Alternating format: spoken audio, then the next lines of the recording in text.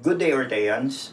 Your lecturer for today is Professor Matthew Solomon, top 2 in the June 2017 Criminologists Licensure examination. Don't forget to subscribe and hit the bell button in order for you to receive the latest updates. Take it away, Matthew. Okay, so the following involves the use of chemistry in almost all aspects except for blank. And the following involves the use of chemistry in almost all aspects except for blank.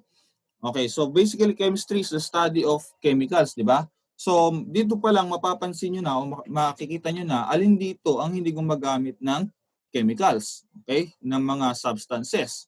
So basically that is, yes, fingerprint.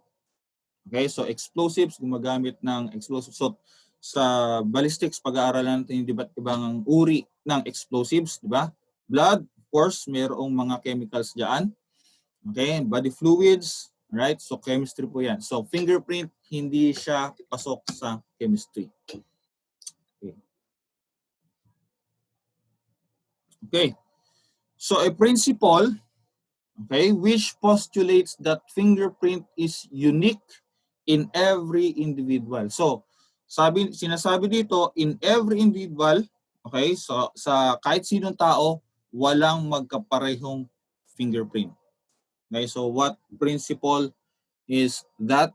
Okay, that is principle of individuality. At sino yung proponent ng principle of individuality? We have already established that, diba? Sino yung proponent ng principle of individuality? Okay, that is J.C. Mayer, diba? Siya po yung proponent yan. Sino naman yung proponent ng principle of permanency or principle of constancy or principle of immutability? Diba? So sino yung nag-print ng palm niya and 41 years later hindi nagbago? That is Herman Welker. Okay, so principle of individuality, J.C. Mayer. Principle of immutability or permanency, that is Herman Welker. Okay? Ano naman, sir, yung principle of infallibility? Yan, infallibility. When we say infallibility, infallible, hindi nagkakamali.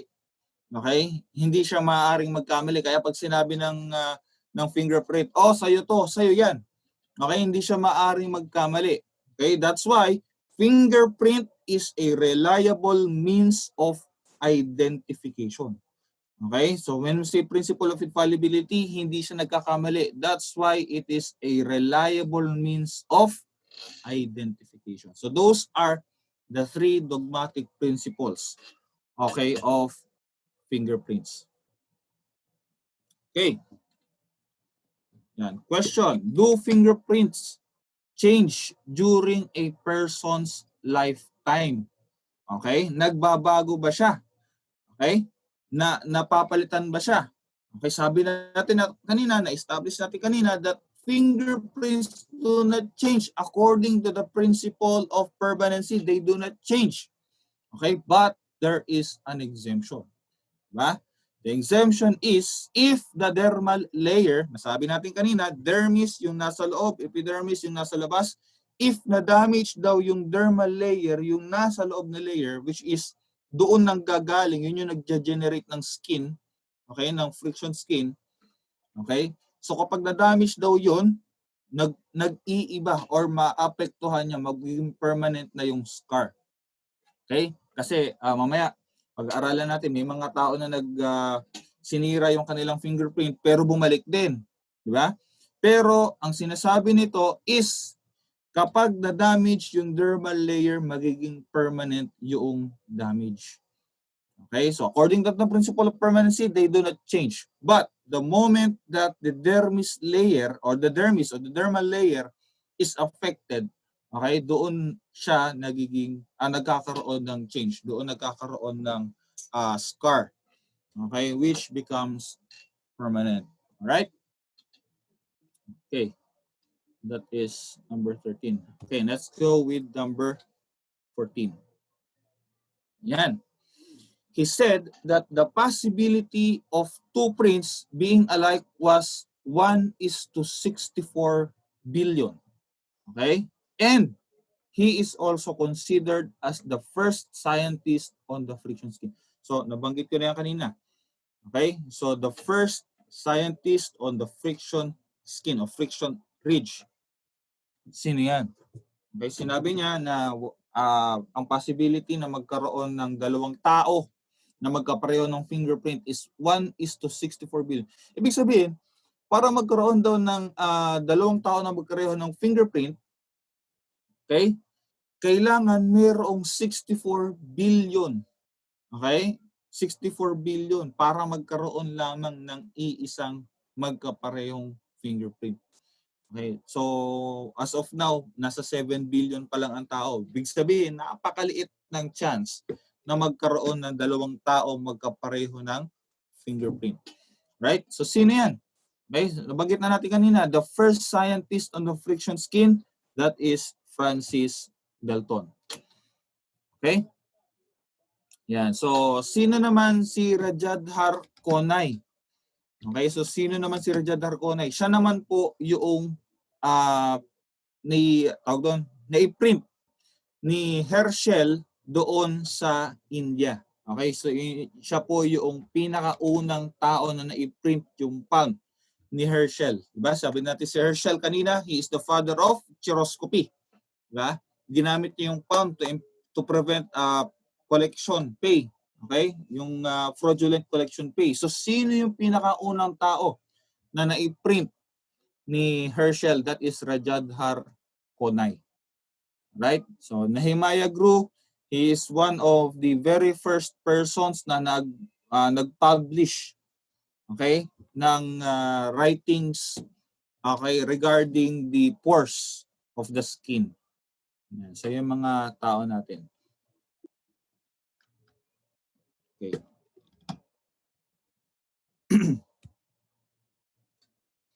Right.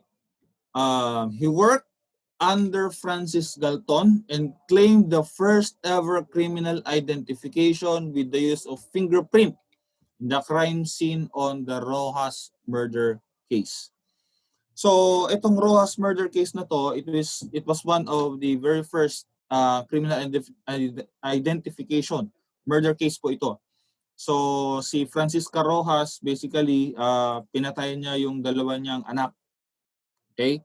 And then she made it look like na mayroong robber na umatake sa kanila. So ang ginawa niya,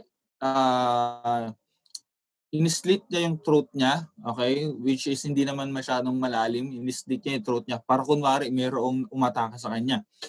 But the truth is, siya talaga yung pumatay. So itong tao na to, nakakita siya ng bloody fingerprint doon sa door. Okay? And dahil nag-training siya kay Francis Galton, ang ginawa niya, kinat niya yung piece noong pinto na yon, sinend niya sa crime lab. Okay, at kinompare niya kay Francisca Rojas. Ayan. So sino yung tao na yan? So he worked under Francis Galton and claimed the first ever criminal identification. At nakita niya na yung fingerprint na nandoon sa pintuan na yon, okay, was kay Francisca Rojas. Siya pala talaga ang pumatay sa kanyang dalawang anak. So sino yan?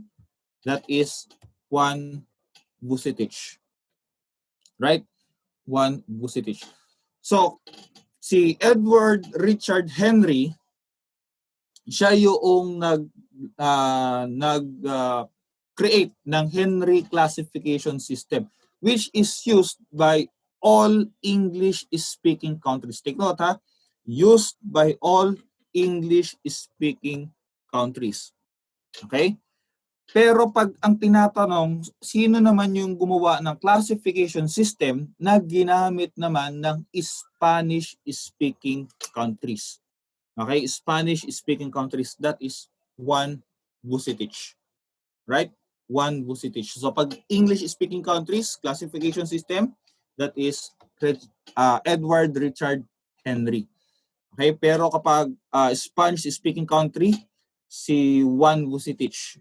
Well, so ano po yan? Argentine police. Okay. Any questions? Liwanag po. So sino ulit? Si Henry Foltz.